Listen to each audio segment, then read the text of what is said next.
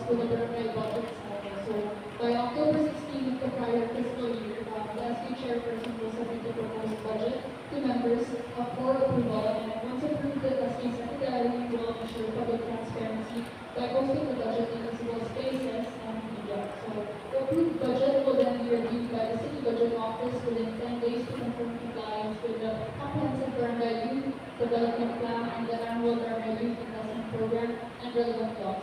The Sangguniang Consol will finalize the process and budgets not acted upon within 60 days will be deemed approved. So to safeguard the public funds, the Committee on Youth Values, Information and Sports Development may declare budgets fully operative with conditions or partially inoperative depending on compliance with financial and legal standards.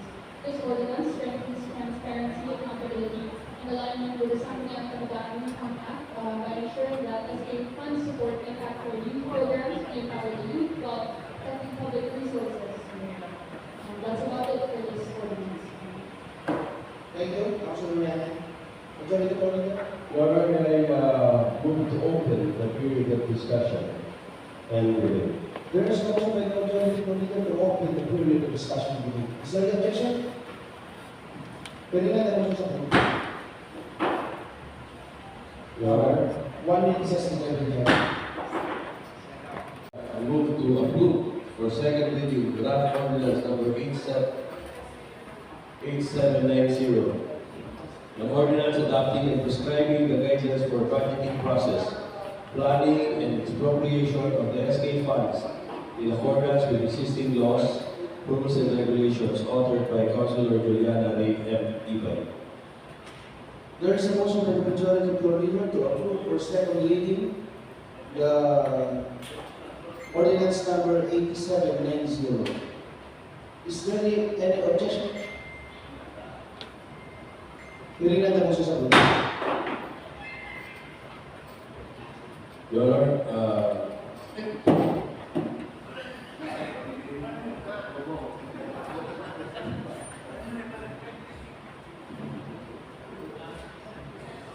One minute says declared by the chair.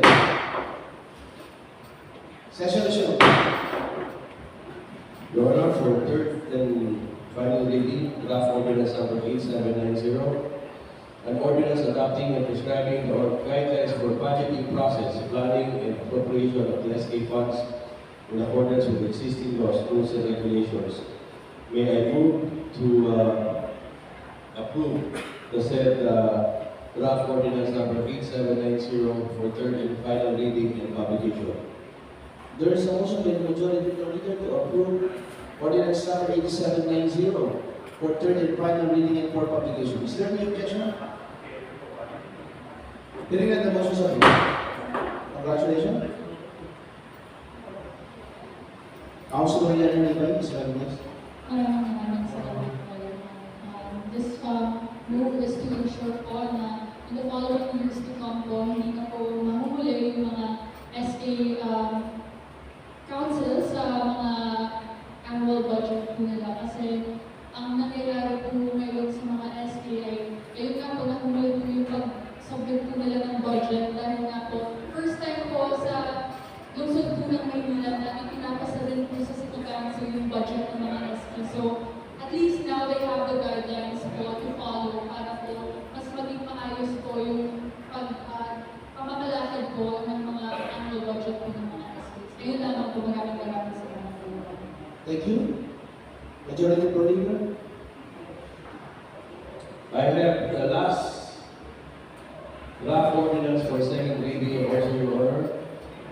It's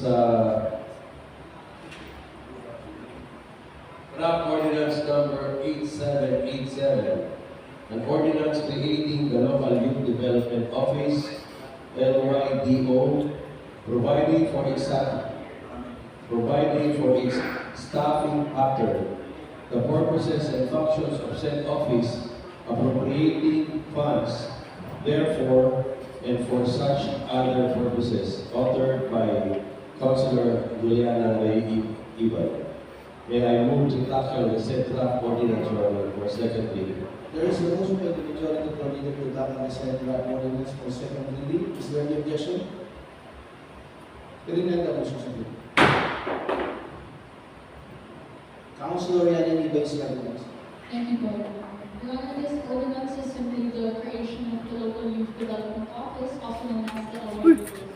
This dedicated office will focus on programs in education, leadership, employment, health, and community engagement, equipping young people with the skills and support they need to thrive and contribute meaningfully to our community. So, the LYDO also aligns with the Sangguniang Kabataan Reform Act of 2015, which encourages local governments to establish youth offices that work closely with the SK and other youth organizations. So this ordinance ensures that the programs and services are coordinated, effective, and sustainable. So the creation of the Local Youth Development Office is a necessary and forward-thinking step for the City of Manila. It fulfills our obligation under Republic Act 10742 while providing a clear, structured, and accountable framework for supporting the youth. So by establishing the LYDO, we ensure that the youth programs are managed effectively and resources are used responsibly. So the needs of our young people are met with the focus and dedication that they deserve. That's all for this ordinance. Thank you, Councilor Yanni. President Florino. With that, Your Honor, may I move to open the period of discussion and debate. There is a motion by the majority leader to open the period of discussion and debate. Is there any objection?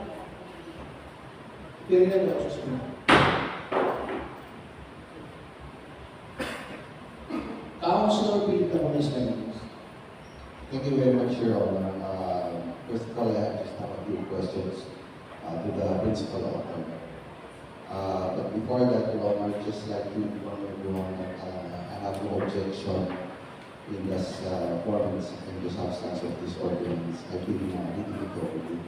But I just have a few questions to the principal author. Number one, since this is somewhat a very important piece of legislation since it involves the creation of another office.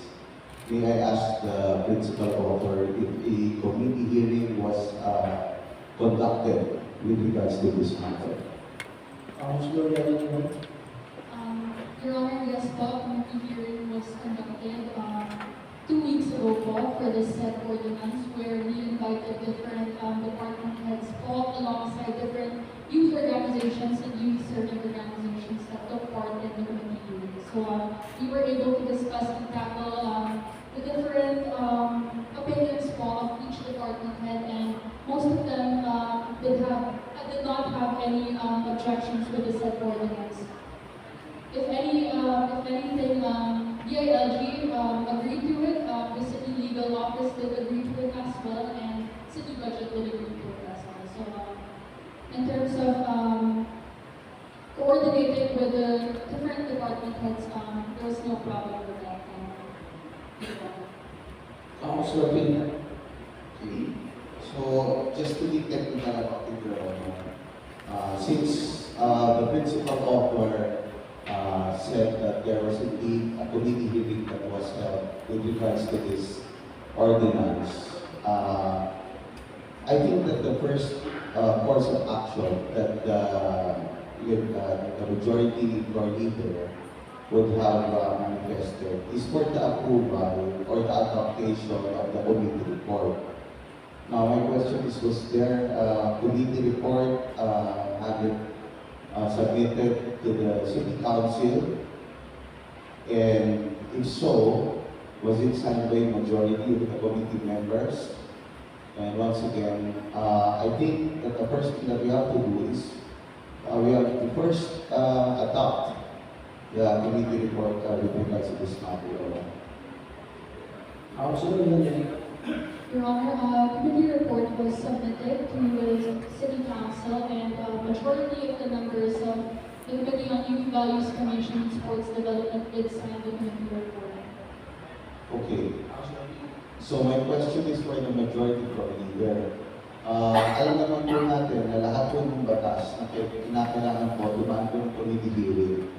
The first thing that we need to do is to first to adopt the committee report for this piece of legislation to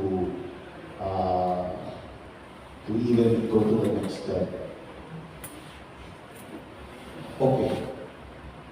And in addition to that, I'm sorry, Your Honor, Once again, I would like to reiterate that I have no objection with regards to this matter. It's just that I apologize that I wasn't able to go to the community hearing. And nung nabasa ko po ito, marami po akong gustong itanong. That is why I'm being quite technical about it. It's because what I would wish for the principal author for this, the Bureau City Council, is for this ordinance to be before the honor. Kasi I remember when we were doing the creation of the Department of the Tourism, Foods and Arts, it took us quite a while. I see some similarity in this legislation. So that is why, Your Honor, I was asking if we could defer this. Number one, is because we have yet to adopt the resolution of the committee report. And number two, Your Honor, I would like to ask the question, if I can be more technical about it, I had a representative go attend the committee hearing, and I was informed that there were no councilors present during the committee hearing. Rather, it was attended by representatives or proxies of councilors. So yun po, Your Honor. So if you would permit me to read section 21 of our internal rules of procedures under representative proxies, one of the paragraphs says that the representative of any councilor member during the committee hearing shall not be counted or considered for purposes of constituting a quorum, except the duly authorized proxy of the majority floor leader and of the minority floor leader.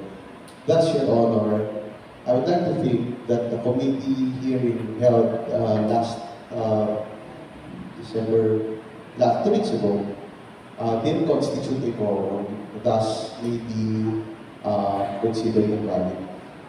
One more point, Your Honor.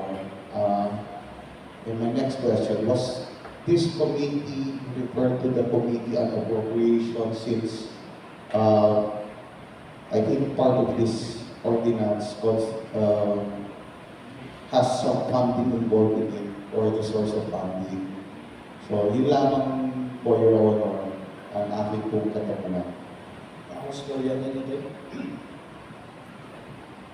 would like to, Your Honor, I would like to ask for the honorable councilor's result on this matter. So, would he want for this ordinance to be transferred to the Committee on Appropriations as the committee for this said ordinance, or yeah, if the good, brilliant councilor would allow me, Your Honor, mapagbibigyan po ako. Kung pwede po mag-committee hearing po tayo ulit, joint committee hearing involving with the Youth Bureau as lead committee together with the Committee on Appropriation. And I promise that I will ask the members from the minority to attend said committee hearing.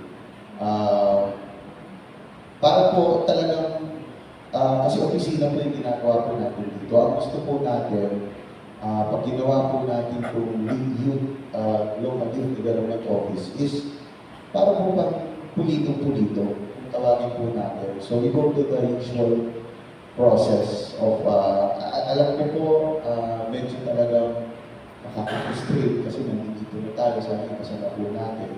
Minsan naman magpapasa tayo ng mga ordinansa for second or reading. Pero ang opinion ko lang po, Your Honor, is medyo maabutong masalimuhin po yung ordinance. So sana po kung pagbibigyan po tayo is at least one more committee hearing, joint committee hearing, para po the next time pag matapos po natin ito, mas maganda po yung ating mga pag-uusap. Hindi lang po yung Honor. Thank you. Councilor, 1 minute recess by 1 minute recess.